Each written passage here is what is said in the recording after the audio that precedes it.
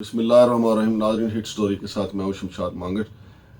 नाजरीन, इस्लामाबाद क्या पूरे पाकिस्तान में करप्शन के नए से नए स्कैंडल सामने आते रहते हैं, लेकिन इस्लामाबाद चूँकि यहाँ पे हमारा ठिकाना है तो हमें यहाँ पे ज़्यादा करप्शन के स्कैंडल नज़र आते हैं। इस्लामाबाद सब्ज़ी मंडी के हवाले से हमने एक स्टोरी ब्रेक की थी कि वहाँ पे मज़दूरों से तकरीबन 1,25,000 रुपया लेके उनको खोखे अलाट किए गए और अभी तक उन खोखों का भी बड़ा बुरा हाल है और वो सारे के सारे इलीगल हैं। वो मसला अभी तक हल नहीं हुआ, लेकिन अब एक और स्कैंडल जो है उसने अंगड़ाई ली है और उस पर शोकाज नोटिस भी इशू हो गया है और वो स्कैंडल है अंजुमन होलसेल फ्रूट कमीशन एजेंट्स का। नाजरीन, आप देखें कि पाकिस्तान कैसा ज़बरदस्त मुल्क है। यहाँ पे सड़कों पे कोई भी बंदा खड़ा हो जाता है और वो टोल टैक्स वसूल करना शुरू हो जाता है। आप देखते हैं कि शहरों के अंदर दाखिल होने के लिए, शहरों से बाहर दाखिल होने के लिए टोल टैक्स माफिया जो है वो सरगर्म हो जाता है। लेकिन इस्लामाबाद सब्ज़ी मंडी का एक और इशू है कि इस्लामाबाद सब्ज़ी मंडी में ये जो वारदात हुई है, इसमें अंजुमन होलसेल्स फ्रूट कमीशन एजेंट्स के जो ग्रुप्स हैं, इनके बताया जाता है कि ताहिर अयूब साहब इनकी इस जो तंजीम है उसके जनरल सेक्रेटरी भी हैं, उसको लीड कर रहे हैं।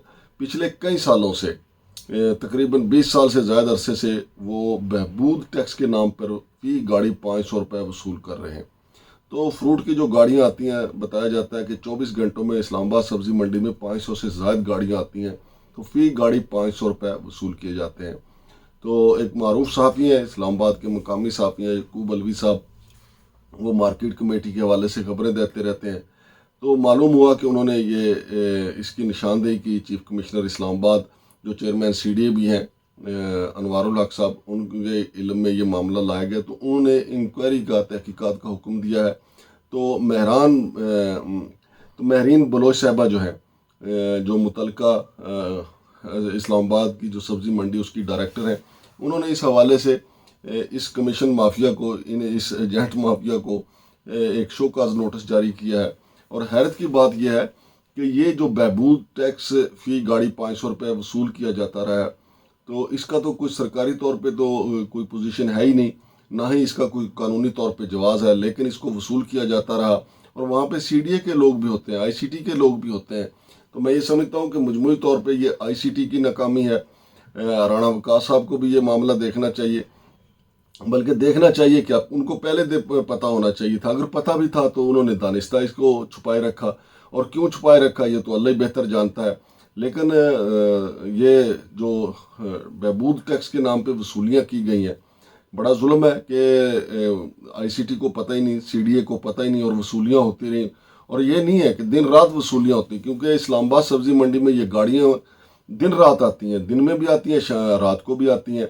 और होलसेल फ्रूट कमीशन एजेंट्स जो हैं फ़ी गाड़ी 500 रुपये वसूल करते रहे। इसका खाता कहाँ है, ये कहाँ पे जमा होते रहे। अगरचे शोकाज नोटिस में ये कहा गया है कि ये सारी वारदात जो है, जो कुछ किया गया, इसका कोई कानूनी जवाज़ नहीं है। बहबूद टैक्स, वो बहबूद टैक्स के नाम पे जो पैसे इकट्ठे किए गए वो किसकी बहबूद पे खर्च हुए, ये सारा मामला तो खैर अब देखा जाएगा। लेकिन देखना यह है कि चेयरमैन CDA जो चीफ कमिश्नर भी हैं अनवारुल हक साहब, वो इसकी तहकीकात को आगे कहाँ तक लेके जाते हैं। इससे पहले आपको नाजरीन ये भी बताता चलूँ कि जो इस्लामाबाद सब्ज़ी मंडी का मामला हुआ था, जो मज़दूरों से पैसे लेके खोखे अलाट किए गए थे, उस पर भी चीफ कमिश्नर साहब ने तहकीकात का हुक्म दिया था। और इस्लामाबाद सब्ज़ी मंडी की जो तहकीकात होना थी कि वहाँ खोखे किसके कहने पे अलाट हुए और किसने कितने पैसे वसूल किए, ये इस मामले की सारी तहकीकात राणा वकास साहब ने करना थी। लेकिन अफसोस के साथ कहना पड़ता है कि राणा वकास साहब ने ज़िम्मेदारों का तयन करने की बजाय जो तहकीकाती रिपोर्ट है उसके ऊपर ही बैठ गए हैं, बल्कि रिपोर्ट तैयार ही नहीं, उस तहकीकात होने ही नहीं दी। इससे पहले भी कई मामलात ऐसे थे जिनकी तहकीकात होना ज़रूरी थी, लेकिन ये तहकीकात नहीं होने दी, बल्कि उसको दबा लिया गया और उसको मामले को आगे नहीं बढ़ना दिया गया। और अब एक और मामला आ गया, अगरचे जनाब चीफ कमिश्नर साहब ने कहा कि इसकी तहकीकात होनी चाहिए कि ये किसकी बहबूद पे खर्च हुआ है। बहबूद क्या है, ये बंदर बांट हुई है। जब से मसलन जो भी वहाँ पे लोग होंगे, CDA के होंगे, मार्केट कमेटी के होंगे, फ्रूट कमीशन के लोग होंगे, सब्ज़ी मंडी वाले होंगे, जो भी होंगे, सब ने मिल बांट के ये बहबूद अपनी अपनी की है। अवाम की कौन सी बहबूद हुई है? अवाम तो वहाँ पे मजदूर जो है बेचारे जुल्म की चक्की में पिस रहे हैं। उन्होंने तो 1.25 लाख रुपए दिया, और खोखे जो है उनको जिस तरीके से दिए गए हैं वो टीन की छतें लगा के, وہ ساری تحقیقات ہونا تھی، لیکن جان بوجھ کے رانا وقاص صاحب نے اس کی تحقیقات نہیں ہونے دی۔ چیف کمشنر صاحب کو اس معاملے کو بھی دیکھنا چاہیے کہ یہ تحقیقات کیوں نہیں ہو سکی، اس کے پیچھے کون ہے، کیوں دبا لی گئی۔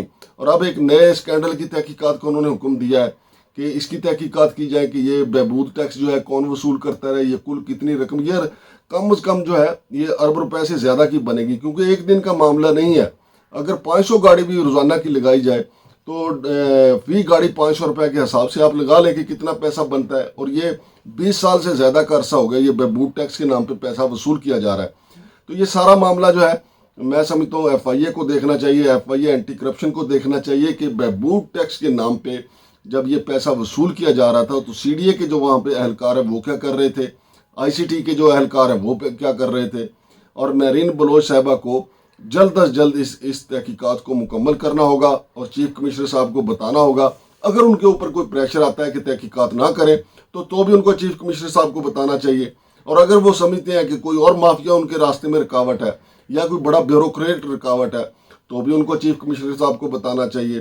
اور جہاں تک معاملہ یہ ہے کہ اس میں بہبود کس کس کی ہوئی ہے، وہ تو جب رپورٹ مکمل ہوگی تو سارا دودھ کا دودھ اور پانی کا پانی ہو جائے گا کہ کس کس کی بہبود ہوئی ہے، کس کس نے جناب لینڈ کروزریں خریدی ہیں، کس کس نے مرسڈیز خریدی ہیں، کس کس نے کوٹھیاں خریدی ہیں، کیونکہ یہ بڑے پیمانے پہ ایک بڑا سکینڈل ہے۔